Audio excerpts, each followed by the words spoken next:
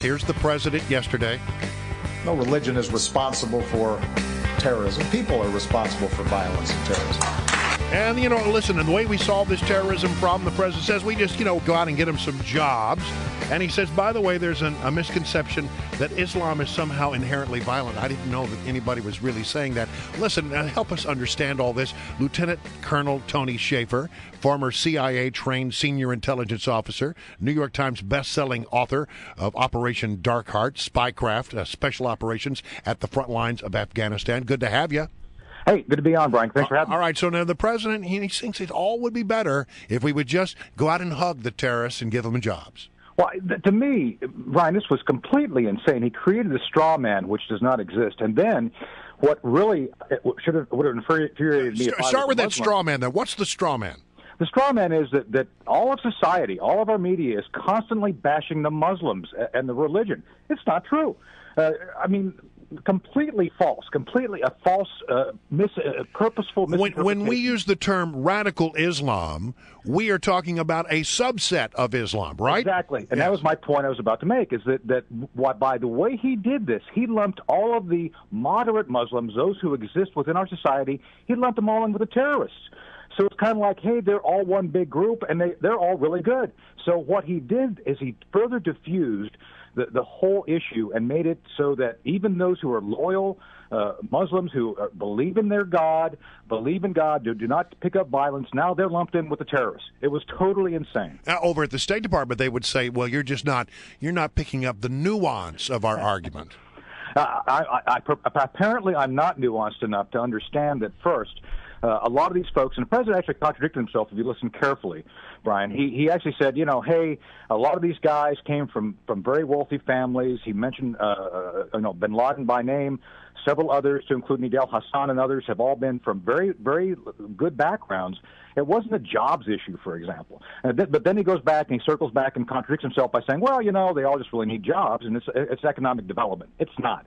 This is about a severe component of the Muslim faith. And the other thing, Brian, remember, there is a country that still exists. It's one of our on-again, off-again allies who actually uses the violent elements of the Muslim faith as part of their judicial system. It's called Saudi Arabia. They still behead people. They still chop off arms as part of their official judicial doctrine. So it is that country, Wahhabism, which is the origin of all of this very violent religious subsets of what we're seeing now.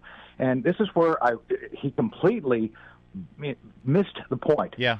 We need to get to the point where we define it for what it is. I'm sorry, go ahead. No, it's a great point, Tony, and I think it's insulting to Muslims to suggest that a Muslim from Indonesia to Indiana might suddenly take offense if we identify ISIS or Al Qaeda as a violent, radical Islamic terrorists, that they then think, oh gosh, they're talking about me. That's insulting. You call David Koresh a violent Christian extremist, and you're right. That's a good way to describe him. But as a Christian, I don't take offense. Anyway, my bigger question here, watching this thing, this summit to combat violent extremism, I watched it, and the only thing I kept thinking was, if I'm ISIS and I'm watching this, does this scare me? Or does this embolden me? I mean, you've got enough sources out there in the military to know what they're thinking. Are they concerned that this actually emboldens our enemy? Well, I was talking to a major a reporter from a major publication. We did an off-the-record conversation, and she mentioned the fact that Marie Harf gave ISIS probably the biggest propaganda victory they've had in the war so far. We gave it to them. This whole idea that, it's just about jobs and job fairs and bake sales. If we just give more of that, everything's going to be just fine. And then the president adding on to this kind of very flowery, explain how that's propaganda for our enemy. Okay, one of the things they're doing right now, which is very clear, is that they're trying to portray themselves to the audience they're trying to reach as the strong horse. This is not something we necessarily look at when we look at two sides fighting. Within the context of the societies they're trying to message to, the strong horse, especially in the Arab world, is that which people respect and get behind. So what you're seeing here is a complete abandoning of the thought battlefield by us. We're doing all these really stupid things, showing ourselves to be totally weak. This emboldens them, like you said, Larry. It gives them the perception, it may not be true, but it's the perception that they're kicking our butts, and therefore people need to get behind them. Again, this off-the-record conversation with a reporter, she actually told me that the al-Qaeda guys are really psyched by this. This is the first time they'd had something to get behind for years. So that's why you see ISIS taking over the al-Qaeda network. They are now seen as a strong horse, and all these al-Qaeda guys have been kind of hanging back. Now they've got something to swing in behind. So that's why you see this global rapid expansion like a virus of ISIS throughout the al-Qaeda network, which we, by the way, didn't defeat.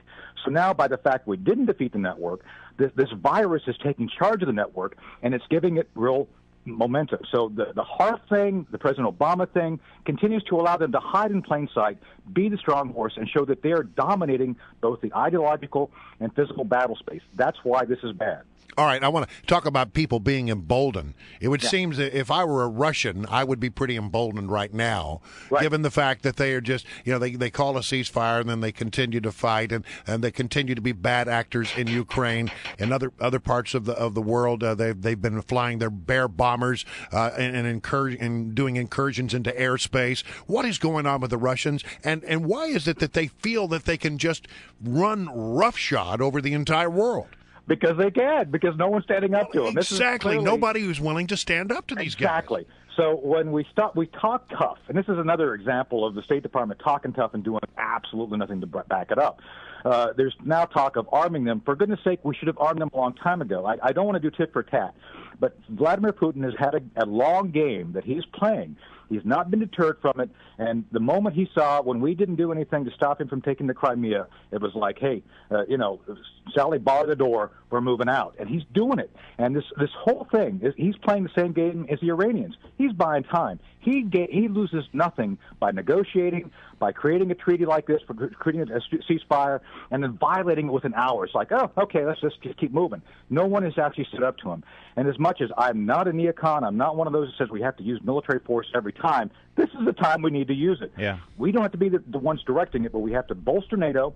I would do something called the reforge or return of forces to Germany just to show the Russians were committed, and actually do something to arm the Ukrainians. We were talking about arming them with multiple rocket systems, MLRS, to give them some sort of edge over the Russians moving armor and troops into the region. Tony Shaffer, I just saw you the other day on Fox News. By the way, you're pretty much on every other show on Fox News Channel. It feels that way, doesn't it? I'm getting sick of myself. But I saw you work in a map, and you were sort of showing the strategic positions where ISIS, we saw a story last week that ISIS is infiltrating Afghanistan now. Right. We know now that ISIS is in Libya. We just heard that Italy is very concerned that ISIS could actually make an attempt to invade their nation. They've said they want to march on Rome. How far-fetched is that? Well, considering the growth, if you just look at the basic numbers of their growth over the past 18 months, I don't want to alarm anybody, but, geez, they're on the road. And they are basically still growing at about 50 bodies per day. That's not enough to generate an army. But if, Larry, the thing to worry about is if they're able to take over an entire country and then, basically kind of regularize their activities. That would include then governance, logistics, resources, and the ability to generate income for their activities. That's where they're going. So this is why it's so important right now to get behind stopping them before they're able to essentially grow roots and dig in. Well, that's step back and just take, like the 30,000-foot view of the whole situation. There is a conflict coming. Yep. There's just no way we can avoid it. And look at how they have spread in just the last 10 months. It seems like it would make sense to try to, as Barney Fife used to say, nip it in the bud. Yeah, well, but instead we get this. What makes these 17-year-old kids pick up an AK-47 instead of try to start a business? Lieutenant Colonel Tony Shaffer, thank you so much for joining us. Thanks, Tony. Hey, thanks, guys. Thanks for having me.